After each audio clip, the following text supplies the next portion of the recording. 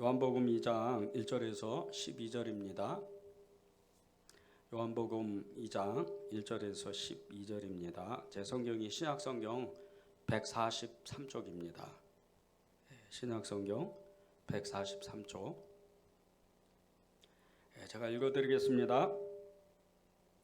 사흘째 되던 날 갈릴리 가나에 혼례가 있어 예수의 어머니도 거기 계시고 예수와 그 제자들도 혼례의 청함을 받았더니 포도주가 떨어진지라 예수의 어머니가 예수에게 이르시되 저들에게 포도주가 없다 하니 예수께서 이르시되 여자여 나와 무슨 상관이 있나이까 내 때가 아직 이르지 아니하였나이다. 그의 어머니가 하인들에게 이르되 너희에게 무슨 말씀을 하시든지 그대로 하라 하니라. 거기에 유대인의 정결의식을 예식을 따라 두세 통 드는 돌 항아리 6이 놓였는지라. 예수께서 그들에게 이르시되 항아리에 물을 채우라 하신즉 아기까지 채우니 이제는 떠서 연회장에게 갖다 주라 하심에 갖다 주었더니 연회장은 물로 된 포도주를 맛보고도 어디서 났는지 알지 못하되 물도온 하인들은 알더라.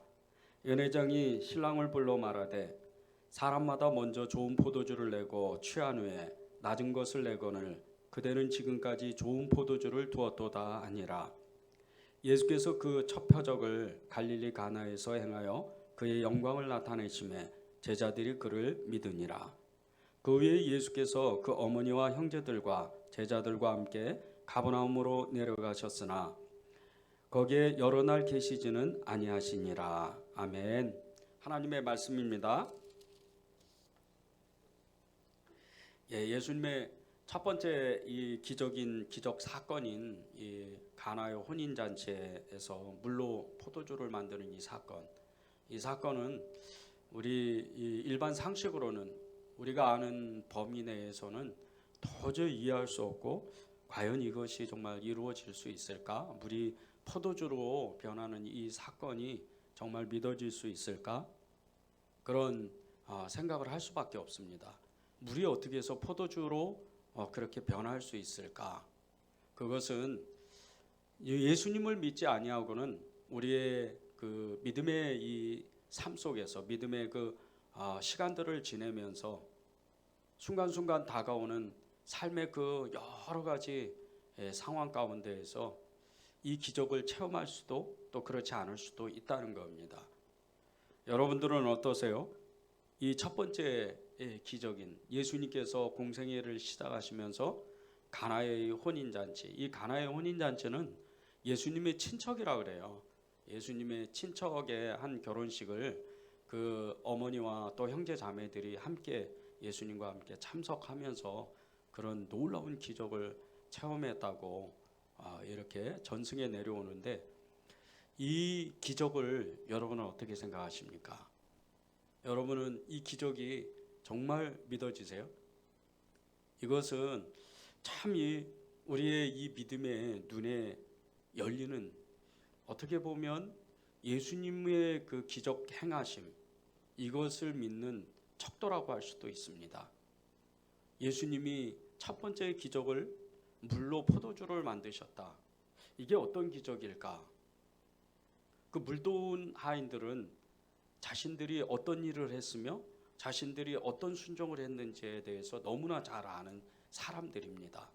이 물도온 하인들, 이 물을 자신들이 이제 그 부엌에서 물을 떠가지고 그 항아리에다가 포도주 항아리죠.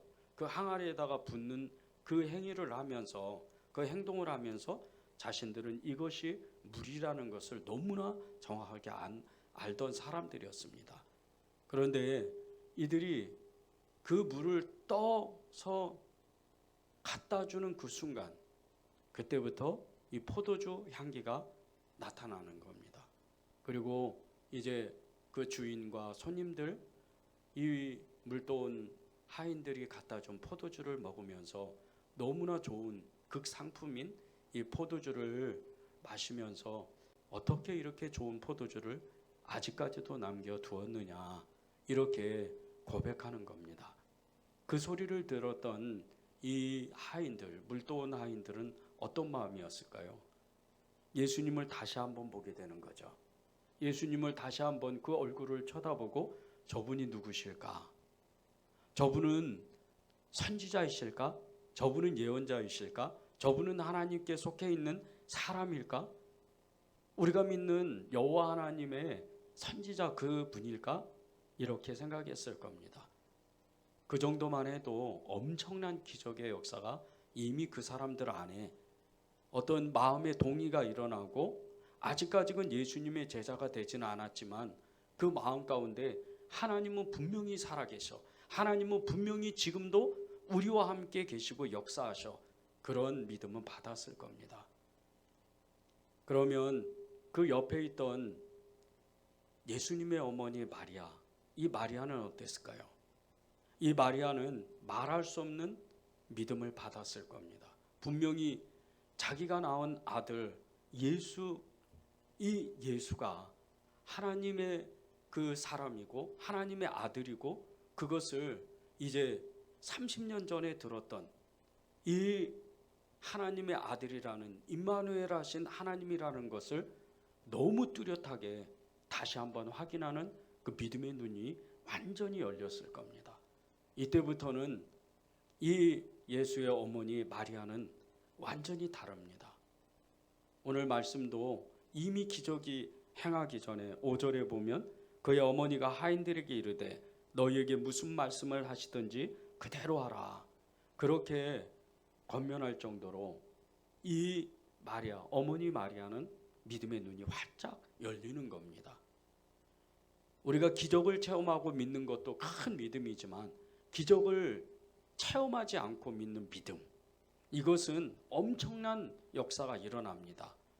이것은 기적의, 날마다 기적을 체험하는 그 믿음의 역사를 일으키는 하나님의 큰 축복이 되겠죠. 여러분들은 이 말씀을 다시 한번 보면서 요한복음 2장 1절에서 12절에 예수님의 첫 번째 기적의 사건을 우리가 보면서, 이 말씀을 보면서 여러분은 이미 그 믿음의, 우리 안에 있는 하나님의 기적의 믿음을 우리가 스스로 그 마음을 일으켜야 됩니다. 그래야 하나님께서 저와 여러분에게 역사하실 수 있다는 겁니다. 그 이유가 무엇인 줄 아십니까? 그것은 이미 저와 여러분은 하나님의 말씀을 받았고 성경을 읽었고, 그리고 우리는 예배를 드렸고, 우리가 어느 날 예수님을 뜨겁게 만났다는 그 이유 때문입니다. 여러분 안에는 이미 말씀이 있고, 이미 성령의 역사가 있고, 이미 예수 그리스도의 이름에 그 역사가 차고도 넘쳤다는 겁니다. 그러면 그 말씀의 근거에 의해서, 그 기적의 체험의 근거에 의해서 우리는 이 첫 번째 기적, 가나의 혼인잔치에 물로 포도주가 되는 이 기적을 우리는 믿습니다. 정말 나에게 다 또다시 한번 이 사순절을 보내면서, 2022년 사순절을 보내면서 나에게 그 기적이 일어날 것을 저는 믿습니다. 이렇게 고백해야 된다는 겁니다. 율법주의, 이 율법의 정말 전통적인 이 율법주의자였던 이 유대교에 충실했던 유대교 근본주의자인 이 바울, 이 사람이 예수님을 만나기 이전에는 그도 하나님의 말씀을 가지고 있었고, 그 누구보다도 하나님의 말씀을 잘 알고 있던 사람입니다. 그런 그가 하나님의 그 살아계신 부활하신 예수 그리스도를 다메섹 선상에서 만나고 난 후부터 그는 율법주의자, 문자주의적인 사람이 아닌 하나님의 기적을 정말 그대로 믿는, 하나님의 역사를 만들어가는 그런 믿음의 사람이 되었다는 겁니다. 말씀을 가지고 있었지만, 누구보다도 말씀을 잘 알고 있었지만, 근본주의적인 유대교를 가지고 있는, 유대교를 믿는 이런 사람이지만, 전통적인 이 율법주의자였지만, 그는 하나님을 인격적으로 만나기 이전에는 그는 그저 말씀을 잘 아는 그런 학자적인 그런 사람에 지나지 않았던 겁니다. 그런데 이런 사람이 살아계신 예수 그리스도를 뜨겁게 만나고 난 후에 그는 하나님의 기적을 믿고 그 하나님의 모든 성경의 말씀들, 주님이 말씀하셨던 모든 말씀들을 이 액면 그대로, 문자 그대로 그 기적을 믿고 그 역사를 믿는 그런 사람으로 변하는 겁니다. 저와 여러분에게 이것이 필요합니다. 율법주의자였던, 근본 유대교주의자였던 바울에서 우리는 뜨겁게 예수님을 만나는 베드로와 같은 그런 사람이 되어야 됩니다. 마태복음 14장 28절 33절에 보면 무리를 걸었던 베드로의 사건 이야기가 나옵니다. 이 바다 위를 폭풍 가운데에서, 그것도 새벽녘에 깜깜한 빛도 없는 그런 가운데에서 정말 귀신과 같이 그렇게 걸어오시는 예수님을 보고 제자들은 무서워 떨었습니다.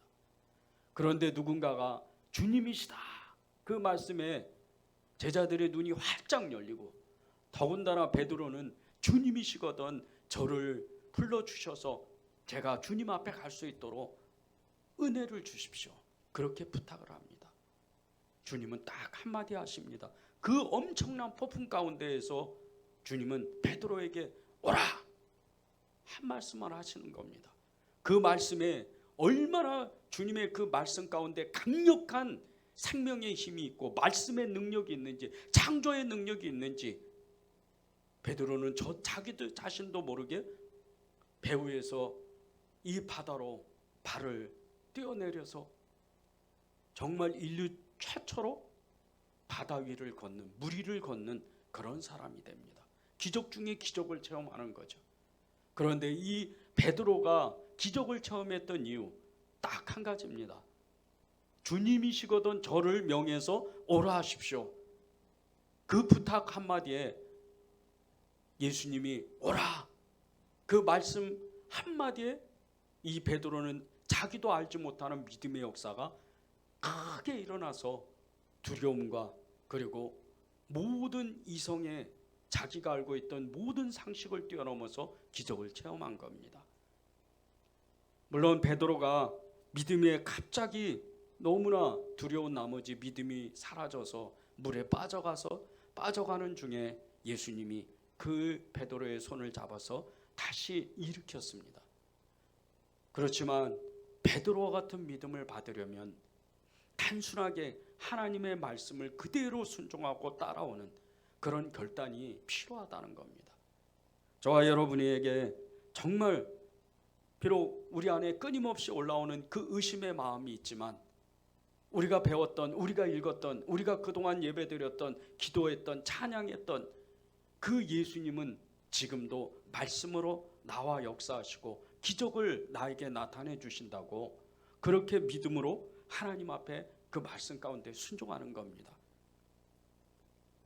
김수환 추기경님, 소천하신 지 오래됐는데, 오랜 시간이 지났는데 그 김수환 추기경님을 추모하려고 비영리 나눔단체를 만들었습니다. 그 나눔단체가 재단법인 바보의 나눔이라는 이런 단체인데, 이 단체에서 여러 가지 정말 어려운 이웃들에게, 가난한 사람들에게 서로 나누어주고 베풀어주고 그들을 섬기는 너무 귀한 사역들, 정말 이렇게 많은 사람들이 거기에 동참해서 그런 일을 합니다. 그런데 그 홈페이지 사이트 안에 여러 가지 자료들이 있는데, 그 여러 자료들 중에 그 한 자료에서 너무나 큰 은혜를, 정말 하나님의 그 감동을 받았습니다. 거기에 이렇게 기록되어 있습니다. 세상엔 온기 같은 사람이 필요합니다. 이 땅에서 천주교가 박해받던 시절, 믿음의 선조들은 산속에서 온기를 구워 내다 팔아 생계를 잇고 복음을 전파했습니다. 온기 안에 믿음을 향한 굳건한 의지와 눈물, 기쁨과 아픔이 공존했습니다. 온기는 좋은 것과 나쁜 것, 심지어 오물까지 모든 것을 담을 수 있는 존재입니다. 쓸모없는 것, 더러운 것보다 화려하고 보기 좋은 것만 담으려고 하는 이 세상에서 가장 필요한 사람은 무엇이든지 기꺼이 품고 담을 수 있는 온기 같은 사람입니다. 당신 안에는 지금 무엇이 담겨 있나요? 저는 이 글을 보면서 제 안에 온기 같은 이 마음 가운데 제 안에 마음 안에는 무엇이 담겨 있을까? 그런 정말 강한 도전이 됐습니다. 여러분 안에는 지금 무엇이 담겨 있습니까? 여러분 마음 가운데 담겨 있는 것은 무엇입니까? 나의 생각과 의지와 야망이 거기에 담겨 있나요? 아니면 못다 이룬 꿈이 여러분 마음 가운데 담겨 있나요? 그것도 아니면 온갖 죄와 연약함으로 여러분 마음 가운데 쓰레기와 같이 그렇게 마음에 너무나 혼란하고 어수선한 마음이 담겨 있나요? 우리 안에 담겨 있어야 될 것은 오직 예수 그리스도입니다. 그분의 말씀이 우리 안에 이미 있기 때문입니다.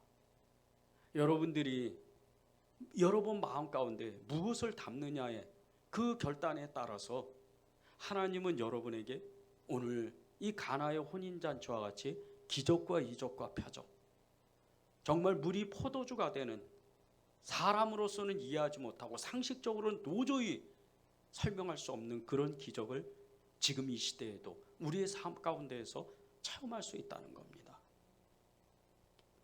오늘 성경통도, 여러분 성경통도 잘하고 계시죠? 오늘 성경통도 3월 16일 수요일 이 범위가 예레미야 2장에서 9장입니다. 성경을 읽으면서 이 이스라엘 백성들의 죄가 무엇일까?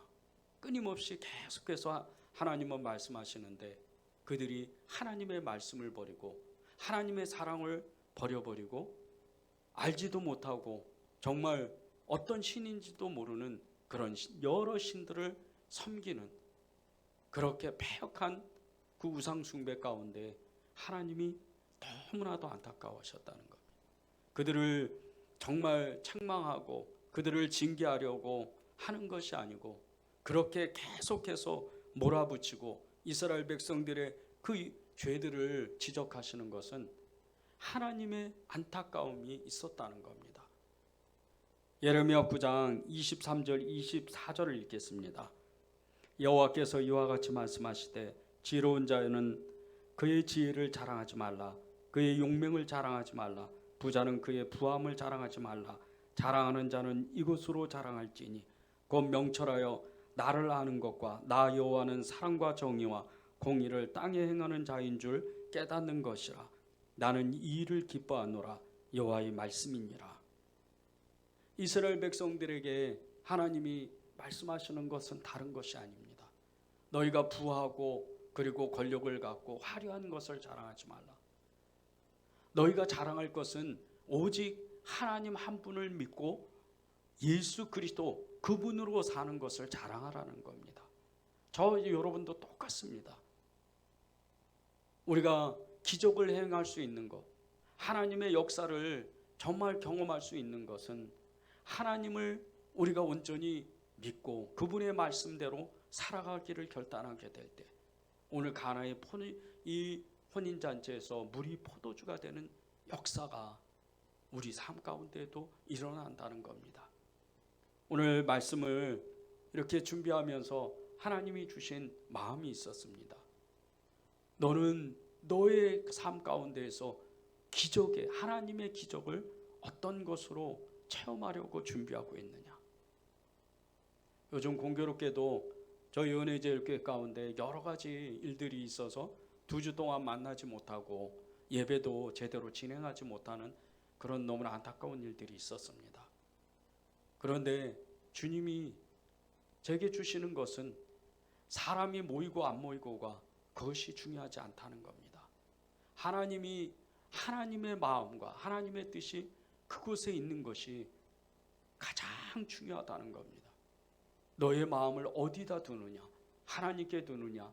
아니면 너의 그 마음 가운데 쓰레기와 같이 정말 낙심하고 좌절하는 그런 마음에 둘 것이냐?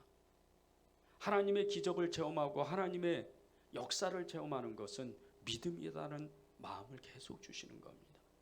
오늘 이 가나의 혼인잔치에서 물로 포도주로 변하는 요한복음 2장 1절에서 12절의 말씀은 다른 뜻이 아닙니다.